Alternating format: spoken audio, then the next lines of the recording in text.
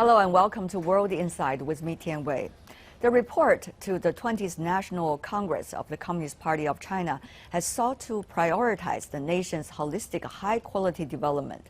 Xi Jinping, the General Secretary of CPC Central Committee, said on Sunday China would be steadfast in deepening reform and opening up across the board and in pursuing high-quality development. Through over 40 years, China has built on the twin miracles of fast economic growth and long-term social stability. Since early 2022, despite a persistent pandemic and a string of global challenges, China has managed to attract investment and to sustain growth while keeping stability. For his thoughts on the economy and more, I talked to Bert Hofman, the director of the East Asian Institute of the National University of Singapore, who used to be the World Bank country director to China. Take a listen.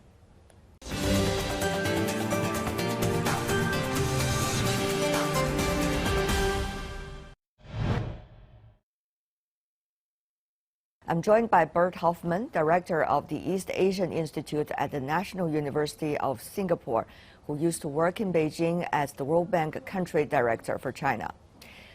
Mr. Hofman, what a pleasure to see you once again. Thanks for having me back. Your takeaway from the just concluded 20th CPC Party Congress?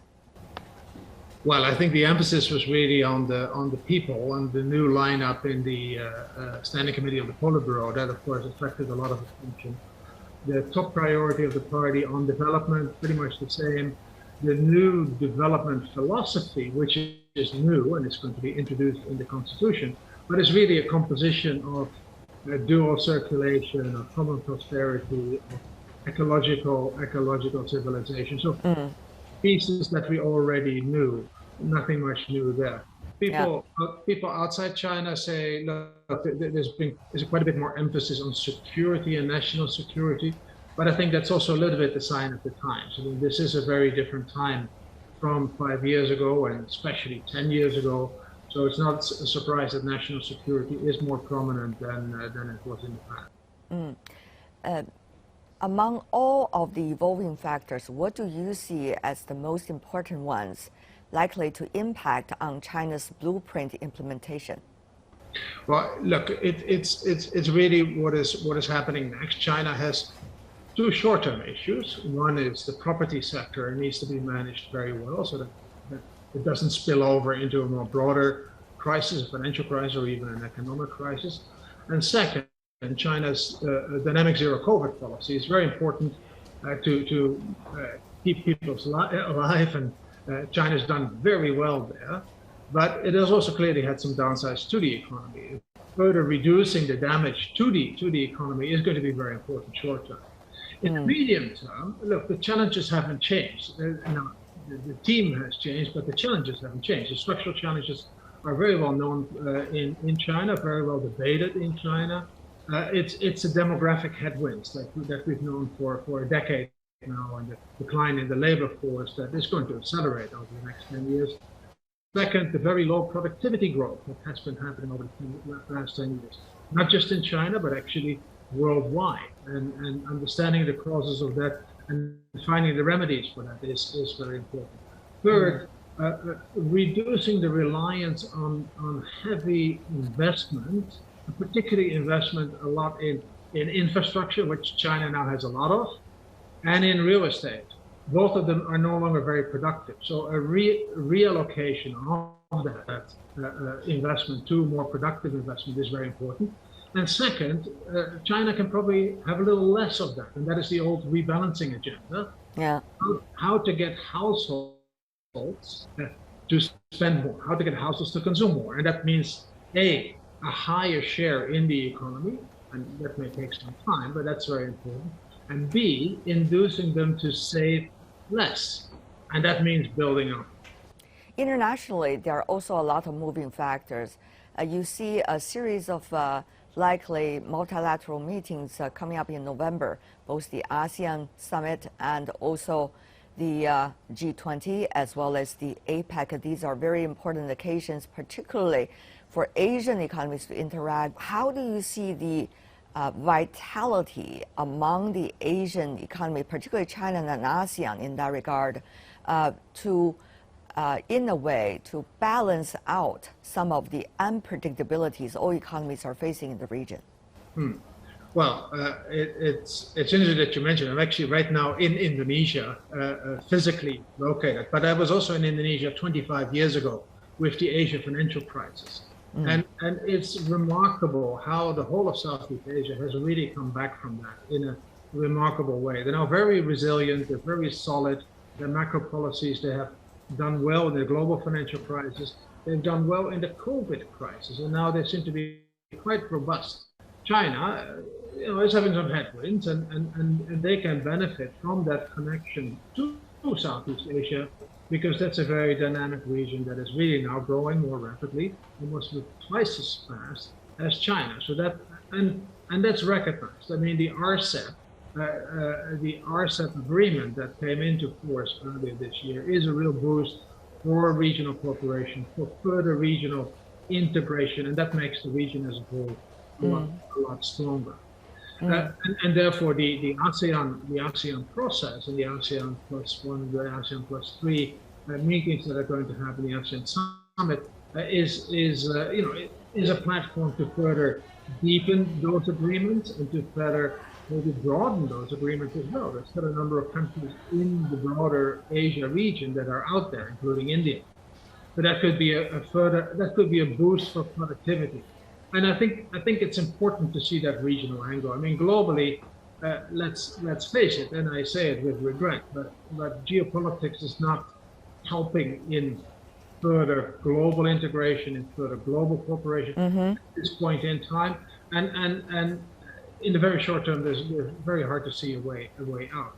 Having said that, though, how vulnerable are we as developing and emerging economies, especially in Asia, given both the geopolitics and also the dollar issue? How vulnerable, and therefore how much opportunity of cooperation do you see that could create for economies in the region? Regionally, though, and that again are the lessons from the Asia financial crisis. The reality is that those countries, like any country, puts their own country first, and their own domestic economic situation first. So there will still be negative spillover. Regionally, we've seen that since the Asia financial crisis, there's been a lot of regional cooperation, the Chiang Mai Initiative, and then the multilateralization of the Chiang Mai Initiative, and the currency swaps where China has been very active, basically backing up developing countries' reserve assets position in a very supportive role. At a country level, there's also measures that each individual country can take to be more resilient if and when there would be disruptions in the financial world. If you don't have a very big debt problem, is to maintain a good flexible exchange rate that can absorb some of those shocks. Right. Ensure that you have sufficient either lines of credit or reserves in the bank so that you can weather some of the volatility that might. So, and third, of course, to have your own macroeconomic stance, as they say, in order. When it comes to the Chinese economy, you mentioned about both the short and the middle, even longer term of goals it should achieve. Now, what do you see as the most important engines of growth? As right now, most of the economies in the world are still struggling, and China, with the current situations and the policies, are also looking, at this point, at least the new engines for growth. Where China has a big comparative advantage, it's already very advanced in electric vehicles, in new energy, in high voltage transmission, lots of technologies, solar, where China is really at the cutting edge. Scaling that up is going to be very important for meeting the net zero goal. If you look at Tsinghua University, and just very recently the World Bank did an estimate of what it would cost. And it's about 100% of GDP, of today's GDP, over the next 40 years. So that's 2.5 percentage points per year of investment in this green economy. Well, that's a fantastic thing. Rather than building yet another highway or maybe yet another railway, building that green economy gives that investment that is very productive because people want to pay for it. It creates a lot of jobs because the new energy is very labor intensive, more labor intensive than big coal-fired power plants or even coal mines. Second, in the countryside, there's still 25% of the total labor force working in agriculture. And in the OECD countries, on average, is less than 3%. So a lot of people can still go from low productivity to high productivity jobs, if and when the policy environment is right, if and when they can bring their family, if and when they get the services, the education in the cities that they need. And that requires not just a change in this hukou policy, but also then a complementary change, a difficult change into the whole fiscal framework. Because those cities that are going to have to absorb the migrants into as full, if you want, hukou citizens, urban hukou citizens, initially they have a cost. They get a cost imposed. Well, let's compensate for that through the fiscal system. It requires a lot of steps. It's not trivial, again. Yeah. A very important reforms. So green and urbanization, that's your suggestions? The third, and that is a more broader issue that I've been hammering on, is the overall social safety net in China. It's a lot better than 15 years ago, but the pension system is really only sufficient for the urban worker. For everybody else, they're now covered, but very minimally so. Getting higher coverage, a better pension system would reduce the overall savings rate. So people will start to consume more irrespective. And that's a huge boost for the economy as well. Because right now there's a constraint on demand. There's not enough consumption. So let's get that consumption up. Looking at the current realities of the economic growth, do you see there is any possibility of finding new engines for growth, even just to make sure the short term there would also be something to work on?